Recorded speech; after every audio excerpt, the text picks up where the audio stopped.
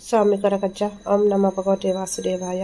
ನನ್ನ ಆರಾಧ್ಯ ದೇವರಾದ ಕೊರಗಜ್ಜ ಹಾಗೂ ಮಹಾವಿಷ್ಣು ನಿಮ್ಮ ಜೀವನದಲ್ಲಿ ಸಂತೋಷ, ನಗು, ಆಯುಷ್ಯ, ಆರೋಗ್ಯ ಹಾಗೆಯೇ ನೀವು ಅಂದುಕೊಂಡಂತಹ ಎಲ್ಲ ಕೆಲಸ ಕಾರ್ಯಗಳು ನೆರವೇರಲಿ. ನಿಮ್ಮ ಜೀವನ ಸುಖಕರವಾಗಿರಲಿ. ನಿಮ್ಮ ಜೀವನದಲ್ಲಿ ಬರುವ ಎಲ್ಲ ಸಮಸ್ಯೆಗಳು ದೂರ ಆಗಲಿ ಅಂತ ನಾನು ನನ್ನ ಆರಾಧ್ಯ ದೇವರಾದ ಕೊರಗಜ್ಜ ಹಾಗೂ ಮಹಾವಿಷ್ಣುವನ್ನು ಪ್ರಾರ್ಥಿಸ್ತೇನೆ.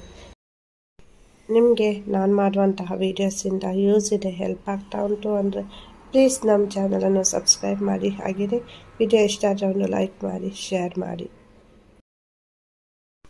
ನಿಮ್ಮ ಜೀವನದಲ್ಲಿ ಏನೋ ಒಂದು ಸಮಸ್ಯೆ ಇರಬಹುದು, ಅಥವಾ ಏನೋ ಒಂದು ಕೆಲಸ ಆಗದೇ ಇರಬಹುದು, ಅಥವಾ ನಾನು ಈ ಕೆಲಸವನ್ನು ಮಾಡಬೇಕು ಅಂತ ಅಂದ್ಕೊಳ್ತಾ ಇದ್ದೇನೆ, ಅದು ಬಿಸ್ನೆಸ್ ರಿಲೇಟೆಡ್ ಇರಬಹುದು, ಅಥವಾ ಕೆಲಸದ ವಿಷಯದಲ್ಲಿ, ಅಥವಾ ಮದುವೆಯ ಬಗ್ಗೆ ಇರಬಹುದು, ಅಥವಾ ಯಾವುದೇ ಒಂದು ಕೋರ್ಟಿನಲ್ಲಿ ಕೇಸ್ ನಡೀತಾ ಇರಬಹುದು, ಅದರ ಬಗ್ಗೆ ಏನೇ ಒಂದು ತೀರ್ಮಾನ ಇರಬಹುದು, ಅಥವಾ ನಿಮ್ಮ ಬಗ್ಗೆ ಪ್ರಶ್ನೆಗಳಿರಬಹುದು. ನನಗೆ ಪ್ರಮೋಷನ್ ಸಿಗುತ್ತಾ, ಅಥವಾ ನಾನು ಅಂದ್ಕೊಂಡ ಕೆಲಸ ಸಿಗುತ್ತಾ, ಅಥವಾ ನನ್ನ ಜೀವನ ಸುಧಾರಣೆ ಆಗುತ್ತಾ, ನಂದು ಆರೋಗ್ಯ ಸರಿಯಿಲ್ಲ, ಆರೋಗ್ಯ ಸುಧಾರಿಸುತ್ತಾ ಅನ್ನೋದಿರಬಹುದು, ಅಥವಾ ಏನೋ ಒಂದು ಸ್ಟಾರ್ಟ್ ಮಾಡಲಿಕ್ಕೆ ಕಾಯ್ತಾ ಇದ್ದೀರಾ, ಅದನ್ನು ಇವಾಗ ಸ್ಟಾರ್ಟ್ ಮಾಡ್ಬೋದಾ, ಅಥವಾ ಮ್ಯಾರೇಜ್ ಕಮಿಟ್ಮೆಂಟ್ ಕೊಡ್ತಾರಾ, ಬ್ಲಾಕ್ ಮಾಡಿದವರು ಅನ್ಬ್ಲಾಕ್ ಮಾಡ್ತಾರಾ, ನಮ್ಮ ಪ್ರೀತಿಯ ಜೀವನ ಲವ್ ಲೈಫ್ ಸರಿಯಾಗುತ್ತಾ ಅನ್ನುವ ಪ್ರಶ್ನೆ ಇರ್ಬೋದು, ಮದುವೆ ಬಗ್ಗೆ ಇರಬಹುದು, ನಾನು ಇಷ್ಟಪಟ್ಟ ಹುಡುಗ ಅಥವಾ ಹುಡುಗಿಯ ಜೊತೆ ನನ್ನ ಮದುವೆ ಆಗುತ್ತಾ ಅನ್ನೋದ್ರ ಬಗ್ಗೆ ಇರಬಹುದು, ಅಥವಾ ನಿಮ್ಮ ಗುಪ್ತ ಆಸೆಗಳಿರ್ಬೋದು, ಗುಪ್ತ ಸಮಸ್ಯೆಗಳಿರ್ಬೋದು, ಅದರ ಬಗ್ಗೆ ನಿಮ್ಮ ಪ್ರಶ್ನೆ ಇರಬಹುದು. ಏನೇ ಒಂದು ಆಸೆ ಕೋರಿಕೆ ಇಟ್ಕೊಂಡು ಅಥವಾ ಸಮಸ್ಯೆಯನ್ನು ಇಟ್ಕೊಂಡು ಕೂಡ ನೀವು ಇಲ್ಲಿ ಪ್ರಶ್ನೆಯನ್ನು ಕೇಳಬಹುದು. ಟೋಟಲ್ ನೀವು 2 ಪ್ರಶ್ನೆಯನ್ನು ಕೇಳ್ಕೊಳ್ಬೋದು. ಮೊದಲು ಏನು ಪ್ರಶ್ನೆ ಅಂತ ನೀವು ಒಂದು ಪೇಪರ್ ಪೆನ್ ಇಟ್ಕೊಂಡು ಬರೆಯಿರಿ. ಆ ನಂತರ ಆ ಪ್ರಶ್ನೆಯನ್ನು ಓದ್ಕೊಳ್ಳಿ. ಅಂದರೆ ಸಮಸ್ಯೆ ಅನ್ನೋದು ನಮಗೆ ಮಾತ್ರ ಬರಲ್ಲ, ನಮ್ಮ ಮನೆಯವರಿಗೆ ಬರುತ್ತೆ, ಮಕ್ಕಳಿಗೆ ಬರುತ್ತೆ, ನಾವು ಪ್ರೀತಿ ಮಾಡುವಂತಹ ವ್ಯಕ್ತಿಗಳಿಗೆ ಬರುತ್ತೆ, ಅವರಿಗೋಸ್ಕರ ನೀವು ಕೇಳ್ಕೊಳ್ಬಹುದು. ಹಾಗಾಗಿ ಇಲ್ಲಿ ಪ್ರಾರ್ಥನೆ ಅನ್ನೋದು ತುಂಬ ಮುಖ್ಯ ಆಗುತ್ತೆ. ನಿಮ್ಮ ಇಷ್ಟ ದೇವರು ಗುರುಗಳನ್ನು ಪ್ರಾರ್ಥನೆ ಮಾಡಿ. ಮನೆ ದೇವರು ಯಾರಿದ್ದಾರೆ, ನೀವು ನಂಬುವಂತಹ ದೈವ ಶಕ್ತಿ ದೇವರು, ಅವರನ್ನು ಪ್ರಾರ್ಥನೆ ಮಾಡಿ. ಸರ್ವಶಕ್ತನಾದ ಭಗವಂತ ಆ್ಯಂಜಲ್ಸ್ ಹೆಸರಿನಲ್ಲಿ ಪ್ರಾರ್ಥನೆ ಮಾಡಿ. ಪ್ರಶ್ನೆಯನ್ನು ಕೇಳಿಕೊಳ್ಳಿ. ಪ್ರಶ್ನೆಯನ್ನು ಕೇಳಿಕೊಂಡ ನಂತರ ಈ 2 ಹೂಗಳಲ್ಲಿ ಪ್ರಾರ್ಥನೆ ಮಾಡಿದ ನಂತರ ಯಾವ ಒಂದು ಹೂ ನಿಮಗೆ ಆಕರ್ಷಣೆಯಾಗುತ್ತೆ, ನಾನು ಇದನ್ನು ಆಯ್ಕೆ ಮಾಡಿಕೊಳ್ಬೇಕು ಅಂತ ನಿಮ್ಮ ಮನಸ್ಸಿಗೆ ಬರುತ್ತೆ, ಅದನ್ನು ನಿಮ್ಮ ಮೊದಲನೇ ಪ್ರಶ್ನೆಗೆ, ಒಂದೇ ಒಂದು ಪ್ರಶ್ನೆ ಇದರ ಬಗ್ಗೆ ಒಂದು ಹೂವನ್ನು ಆಯ್ಕೆ ಮಾಡಿಕೊಳ್ಳಿ. ಇನ್ನೊಂದು ಪ್ರಶ್ನೆ ಉಂಟು 2ನೇದು, ಆವಾಗ ಉಳಿದ ಇನ್ನೊಂದು ಪ್ರಶ್ನೆಗೆ ಈ 2ನೇ ಹೂ ಏನು ನೀವು ಆಯ್ಕೆ ಮಾಡಿ ಬಿಟ್ಟದ್ದು ಇರುತ್ತೆಲ್ಲ ಅದನ್ನು ನೀವಿಲ್ಲಿ ಆಯ್ಕೆ ಮಾಡಿಕೊಳ್ಳಿ. ಯಾವುದೇ ಒಂದು ಕಾರಣಕ್ಕೂ ಎರಡು ಹೂವಿಗೂ ಸೇಮ್ ಪ್ರಶ್ನೆ ಕೇಳಬಾರ್ದು. ಹಾಗೇನೆ ಒಂದು ಪ್ರಶ್ನೆಗೆ ಅಥವಾ 2 ಪ್ರಶ್ನೆಗೂ ಸೇಮ್ ಹೂವನ್ನು ನೀವಿಲ್ಲಿ ಆಯ್ಕೆ ಮಾಡಿಕೊಳ್ಬಾರ್ದು.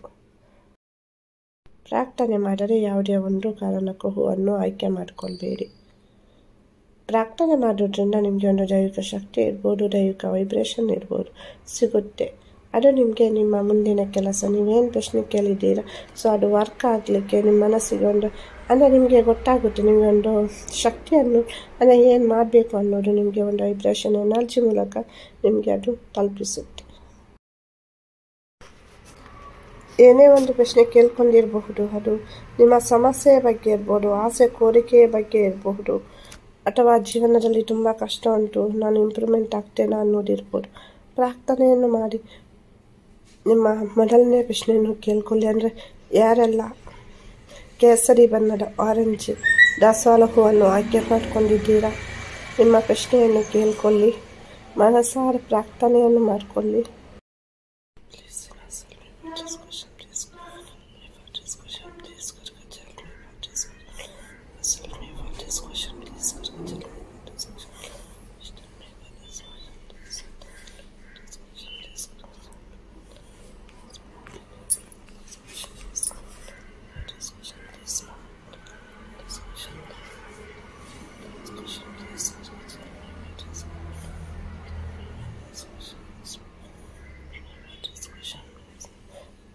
ನೀವು ಕೂಡ ಪ್ರಾರ್ಥನೆಯನ್ನು ಮಾಡಿಕೊಳ್ಳಿ.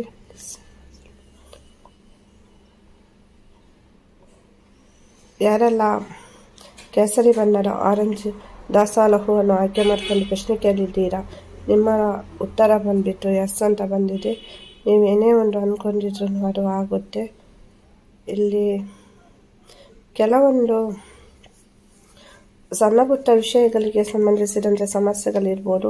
ರಿಲೇಷನ್ಶಿಪ್ ಬಗ್ಗೆ ಕೇಳಿದರೆ ಇಲ್ಲಿ ಡಾಟ್ ಪಾಟ್ ಸಿಚುವೇಶನ್ ಇಲ್ಲ, ಬಟ್ ಎಲ್ಲೋ ಒಂದು ಕಡೆ ಇಲ್ಲಿ ಭಿನ್ನಾಭಿಪ್ರಾಯಗಳಿರ್ಬೋದು, ನಿಮ್ಮ ಮಧ್ಯೆ ವಿವಾದಗಳು ನಡೆದಿರಬಹುದು. ಹಾಗಾಗಿ ಮತ್ತೆ ಜಾಬ್ ರಿಲೇಟೆಡ್ ಕೇಳಿದ್ರು ಖಂಡಿತವಾಗಿಯೂ ಆಗುತ್ತೆ. ಸ್ವಲ್ಪ ತಾಳ್ಮೆಯಿಂದ ಇರಿ. ಹರಿಬರಿಯಲ್ಲಿ ಏನೇನೋ ನಿರ್ಧಾರವನ್ನು ತಗೊಳ್ಬೇಡಿ. ಇಲ್ಲಿ ಯಾರು ನೋಡಿ ಕೇಸರಿ ಬಣ್ಣದ ದಾಸವಾಳ ಹೂವನ್ನು ಆಯ್ಕೆ ಮಾಡ್ಕೊಂಡಿದ್ದೀರಾ. ನಿಮ್ಮ ಮನಸ್ಸು ಯಾಕೋ ತುಂಬ ಚಂಚಲ ಆಗ್ತಾ ಉಂಟು. ಏನಂದರೆ ಒಮ್ಮೆ ಇದ್ದ ಥರ ಮನಸ್ಸು ನಿಮ್ಮಲ್ಲಿ ಇರಲ್ಲ. ಇವಾಗ ನೀವು ಪ್ರಶ್ನೆ ಕೇಳ್ಕೊಂಡಿರ್ಬೋದು, ಬಟ್ ಆದರೆ ಎಲ್ಲೋ ಒಂದು ಕಡೆಯಲ್ಲಿ ನಿಮಗೆ ಈ ಪ್ರಶ್ನೆಯ ಮೇಲೆ ಕನ್ಫ್ಯೂಷನ್ ಉಂಟು, ಕ್ಲಾರಿಟಿ ಇಲ್ಲ. ಈ ಪ್ರಶ್ನೆ ಕೇಳುವ ಬರಲ್ಲ, ನಾನು ಮತ್ತೊಂದು ಪ್ರಶ್ನೆ ಕೇಳ್ಕೊಂಡಿದ್ರೆ ಒಳ್ಳೆಯದಿರ್ತಾ ಏನೋ ಆ ಥರ ಮನಸ್ಸಿನ ಭಾವನೆ ಆಗುತ್ತೆ ನಿಮ್ಮ.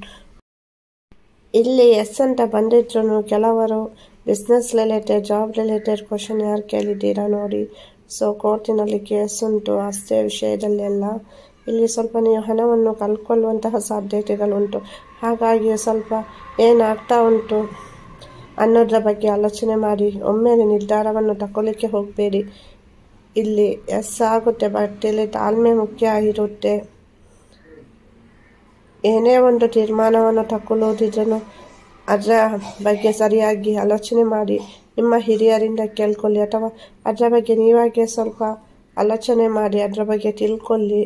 ಜಾಬ್, ಬಿಸ್ನೆಸ್ ಅಥವಾ ಕೋರ್ಟಿನಲ್ಲಿ ಕೇಸ್ ಉಂಟು, ಆಸ್ತಿಯ ವಿವಾದ ಆಗ್ತಾ ಉಂಟು ಅಂದಲ್ಲಿ ನಿಮ್ಮ ಪ್ರೀತಿಯ ಜೀವನದಲ್ಲಿ ಏನೇ ಒಂದು ಸಮಸ್ಯೆ ಇದ್ರೂ ನೀವು ಈ ಒಂದು ರೋಸ್ ಕ್ರಾಸ್ ಬ್ರಾಸ್ಲೈಟನ್ನು ಧರಿಸೋದ್ರಿಂದ, ಇದನ್ನು ಗಂಡು ಮಕ್ಕಳು ಇರ್ಬೋದು, ನಮ್ಮ ಹೆಣ್ಮಕ್ಳು ಇರ್ಬೋದು.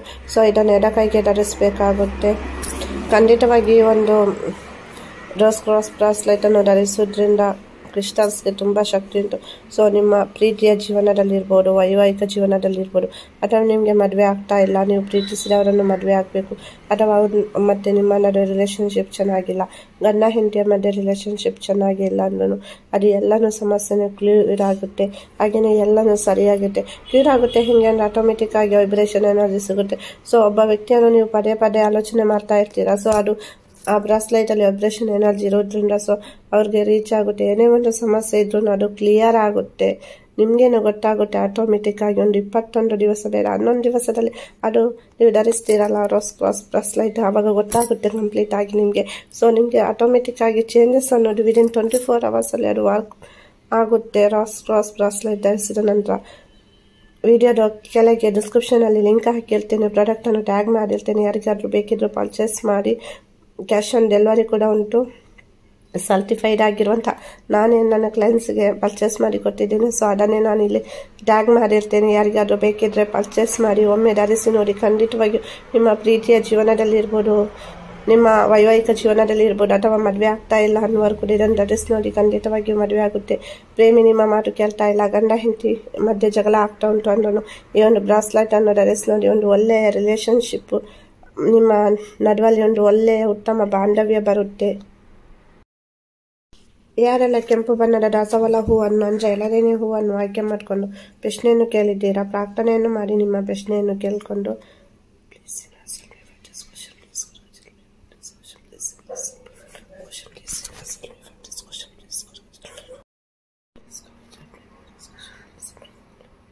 ನೀವು ಕೂಡ ಪ್ರಾರ್ಥನೆಯನ್ನು ಮಾಡಿಕೊಳ್ಳಿ.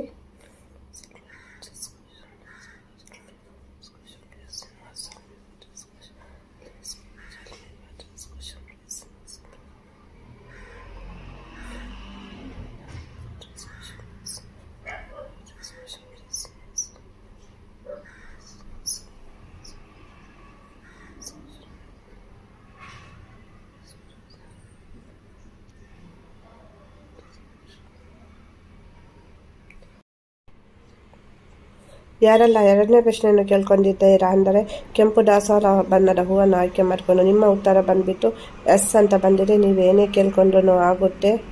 ಇದು ಪಾಸಿಟಿವ್ ವೇಯಲ್ಲಿ ಮದುವೆ ಬಗ್ಗೆ ಕೇಳಿದ್ರೂ ಆಗುತ್ತೆ, ಬಿಸ್ನೆಸ್ ಬಗ್ಗೆ ಇರ್ಬೋದು, ಅಥವಾ ಜಾಬ್ ಬಗ್ಗೆ ಇರ್ಬೋದು, ಮನೆ ಕಟ್ಟೋದ್ರ ಬಗ್ಗೆ ಇರ್ಬೋದು, ಅಥವಾ ಕೆಲವರಿಗೆ ಇಲ್ಲಿ ಶತ್ರುಗಳಿಂದ ತುಂಬ ಸಮಸ್ಯೆ ಆಗ್ತಾ ಉಂಟು, ಶತ್ರುಗಳು ನನ್ನಿಂದ ದೂರ ಆಗ್ತಾರಾ ಆ ಸಮಸ್ಯೆಯಿಂದ ಮುಕ್ತಿ ಸಿಗುತ್ತೆ. ಕೆಲವರಿಗೆ ಸಾಲದ ಸಮಸ್ಯೆ ಉಂಟು.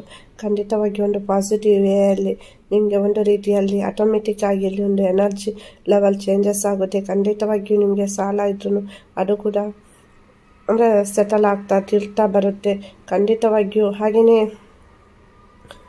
ಶತ್ರುಗಳು ಕೂಡ ನಿಮ್ಮಿಂದ ದೂರ ಆಗ್ತಾರೆ. ಜೀವನದಲ್ಲಿ ನೆಮ್ಮದಿ ಇಲ್ಲ, ಖುಷಿ ಇಲ್ಲ ಅಂತ ನೀವು ಅಂದ್ಕೊಂಡಿದ್ರು ಸೊ